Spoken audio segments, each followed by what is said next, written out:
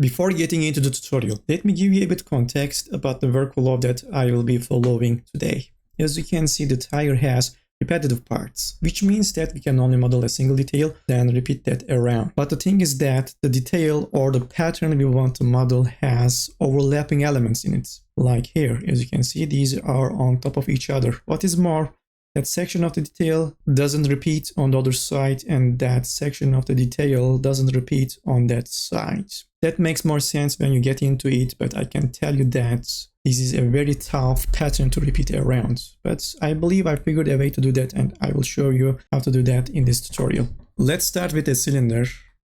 I will change the orientation to X. I will also enable the wireframe mode. For the height, we can set this to 50.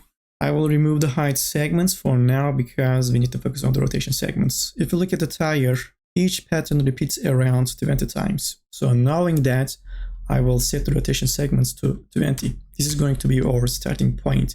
But the thing is that, as you can imagine, a single polygon will not be enough to model each of these details. So what I'm going to do is go to the rotation segments and multiply it by 4. Don't let these numbers scare you. I know it is too dense and too high, but remember, we will only have to deal with 4 polygon rows to create a single pattern. Now I want to move up to the height segments and increase that up to, say, 10, because I want these polygons to be as square as possible. This is another important aspect of adding and creating details. Now let me duplicate this just in case and hide the original one. Now I will make this object editable. I will tap C, then I will go into polygon mode, and I will select those 4 polygon rows. Because if you remember, we multiplied 20 by 4. I will also include these polygons to my selection, and then I will finally invert the selection and delete these polygons. Now let me go into the object mode, then drop this object into a symmetry. I will set the type to radial. I will set the axis to X because I want to spin those polygons around the X-axis, and then finally I will go to the select count and set this to 20 because this is the number that started off. I will turn up the weld and then turn up the show of planes. We basically have the same cylinder we started off, but this time it is more manageable and more adjustable as we have only those 4 polygon rows. From now on, we just need to figure out how the pattern works. I will start with this one. So I need to select those 5 polygons. Then I will skip 1 row and select those polygons down below. But as I mentioned in the beginning, that part is overlapping. So I will add up 1 more polygon to those selections. Now I will right click and select the extrude tool and extrude those polygons out.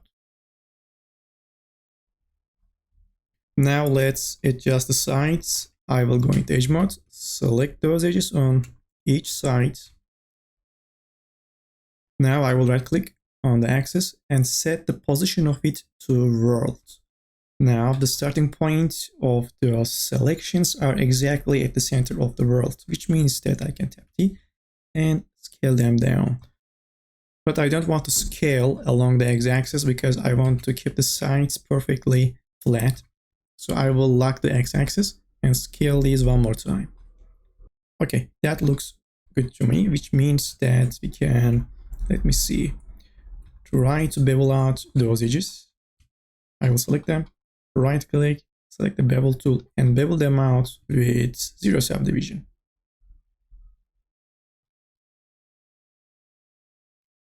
I'm going to select those ones, tap T and scale them along the X just to even things out. Okay, now I want to work on the midsection of the tire.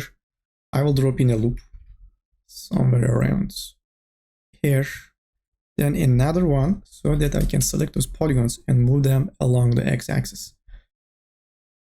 Now let me drop in a loop around here and another one, select those ones only and move them along the x-axis. Okay, now we need another loop around here. And 1 more time, select those ones and move them along the X again, and finally delete them. Now it is time to drop this object into a subdivision surface. So let's click on the icon while holding the Alt. As you can see, we need to start to tighten some parts. I will turn this off. Then going to the edge mode. So if you look at the reference image, as you can see, I need to sharpen up those selected ones. Let me turn this one as well. I will select them real quick to show you that with the symmetry object, it is not possible to sharpen up those edges with the bevel tool. So these are the edges that I want to sharpen up. I want to keep the bottom parts quite soft.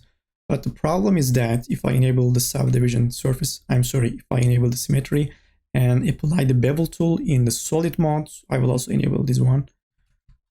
I will have some problems where the mirroring is happening, especially that triangle. It is a bit, easy to fix up, but remember we have 20 of these around, and if I make this symmetry editable, it means that I need to fix that issue 40 times because we have the other side as well. So to eliminate that process, that boring process, I will make that symmetry editable. I just want to duplicate it and delete that cylinders because I will use it again. I will just hide it and make that symmetry editable. By the way, I want to duplicate this as well, just in case, and then make that symmetry editable. I will delete that symmetry null, enable subdivision surface. It seems like some components are not connected. I can tell it by looking at those sharp edges. So just to make sure, I will drop this object into a connect object. Yeah, this is going to connect those edges. I don't know why, but the symmetry object, even if the weld option is turned on, doesn't weld the points, especially in the radial mode. But we can get around this problem by using a connect object. Now I will make this connect object editable. I just want to turn off the Phong mode to average. If I go into object modes, you can see those broken normals. And I can fix that by setting this to average. Okay, let's make this editable. I will tap C. These edges are already selected, which means that I can straight up bevel them out. So let's turn up the subdivision surface, or you know what, let's enable it, select the bevel tool.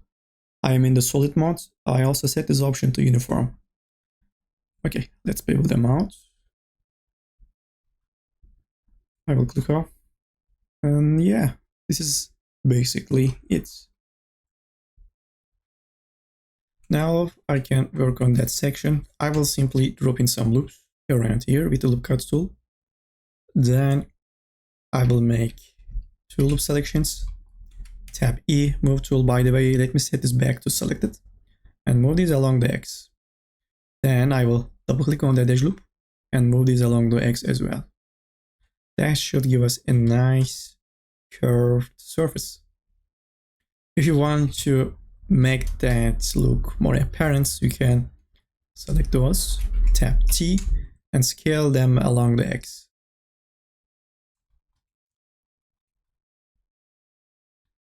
I also need some supporting edges to tighten things up, like that one, and that one. Our version is a bit different than the image, but we don't have to be true to the shape in the image. I think we need that one as well. I think it is time to adjust the size or proportion of this tire, so I will do that with an FFT deformer. I'm in multiple FFT deformers. I will select my object and also let me call this tire. I will hold down Shift and add in an FFT deformer. I will only use this to change the size along the X, so let me call this X.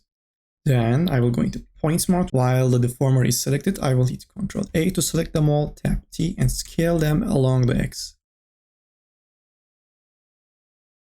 That looks nice. And now I will select the tire back, hold down Shift and add in another deformer.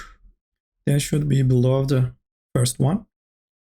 And with this one, I want to select the points in the middle. By the way, let me hide the first FFT.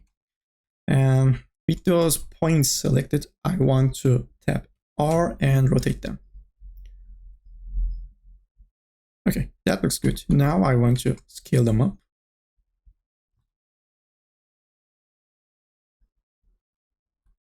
Looks nice to me, but it is not exactly the same as the one in the image, especially the height of those details. So what I'm going to do is select the object, go into polygon mode. Also, let me turn off the deformers and the subdivision surface. I want to select only those polygons so that I can scale them inwards. But the problem is that these are quite tricky to select. Unfortunately, we broke the symmetry, so it will be a bit challenging to select those ones. But I will show you how you can do that. I will tap B, go to select and select the font break selection. This is going to select the polygons based on their angles. And what I want to do is select those polygons. I just need one in the middle. Then I will grow up the selection, U and Y, or we can tap B, go to select and then click on grow selection. Once I have done that, I will invert the selection, U and I. Then I will select the rectangle selection because I don't want these polygons on the sides. So I will go to the top view, hold down Control and deselect these polygons. I will do the same thing to the right side, but make sure that you deselect the right polygons. I will also make a loop selection, hold down Control and deselect that section. Okay, I got the polygons that I want to adjust. I will enable the subdivision surface, or you don't need to do that. I just need to tap T and scale them inwards. Again, I don't want to scale them along the X, so I will lock the X and do it one more time. Let's enable the subdivision surface and enable the deformers. Okay, that looks more reasonable. By the way, you can save that selection so that you can adjust those polygons later on. And I can do that by going to the select and clicking on store selection. It is still possible to adjust the shape, as I can select the second F50, going to points mode and select those points in the middle. And I will simply scale them along the X. You know what? That looks better than that. It looks more muscular.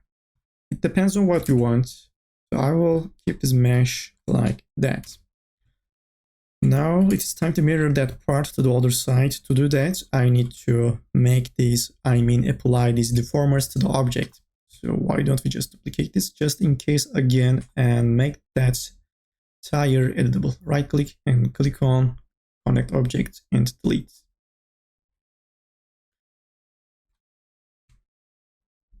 So we have one extra loop below that one. So let me hit this one real quick. Then click on that point and delete it. I will double click on that edge loop. It is not going to select the whole loop because of those poles. So let's go to the select loop selection and select those edges with that tool. Then I will make a fill selection, select fill, select those ones, right click and split them out. I need to open up the options because I want to keep these polygons in the original mesh. Click on OK. Now we have a new object. I will move it to the other side. Then I need to flip it along the X. So select the tire, go to the coordinates, not to be confused with the coordinate system, which controls everything in the scene. We just need to adjust that tire. So select it, go to the size and flip the X. I will type in -1. Then I will move this around here. I will enable the wireframe mode and move that object along the X again. It seems like we need to delete that loop. I will just delete it. Okay, now I will double click on that loop, go back to the first object, double click on that loop as well. Then I will select them all, right click, connect objects and delete. Now all I need to do is select the stitch and sieve tool and connect those edges. Like that one to that one. It didn't work. Let me try another point.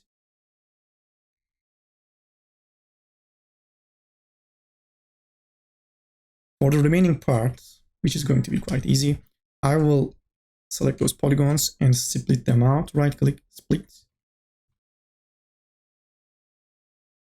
these are rotated, so I will double click on those edges, go to the right view and rotate them. Okay, that looks a bit better. Now I will select that loop back, right click, split. I will zoom in. This feels like we need to hold and control, scale, extrude these inwards. Another one, I will move these along the X, hold and control, extrude, hold and control, extrude them one more time. And this is going to be the last one, so it should be exactly at the center of the world. So let's come down to the coordinate system. I will set this to world. We are dealing with the X, so I should zero out the X position. I should also zero out the X size so that I can mirror this properly. Now, obviously, we need to group them so that subdivision surface works on both of them. That object needs supporting edges, obviously, so I will real quick add those ones in. I will hide the first one to add this one in. Unhide it. We have some extra details on that section, and I suppose, if I remember correctly, I dropped in some loops. I will set this to something like, say, 8. Then select every other edge loop and then scale them up. Yeah, something like that. Now, to mirror this to the other side, I will put it into a symmetry object.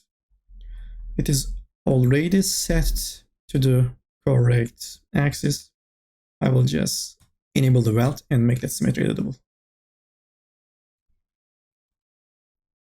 Off recording, I created a simple material, this one. Now I want to apply this to the tire, but the thing is that we didn't unwrap the UVs.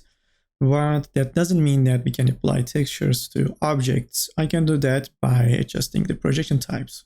For example, I can drop this one to the tire. As you can see, since the object doesn't have proper UVs, the texture is a mess. But we can go into polygon mode, select those polygons, then delete the material, go back to the material manager, right click on it, and then click on apply. Now the material will only be applied to the selected polygons. From now on, I can select the material, change its projection to flat. I will go into texture mode.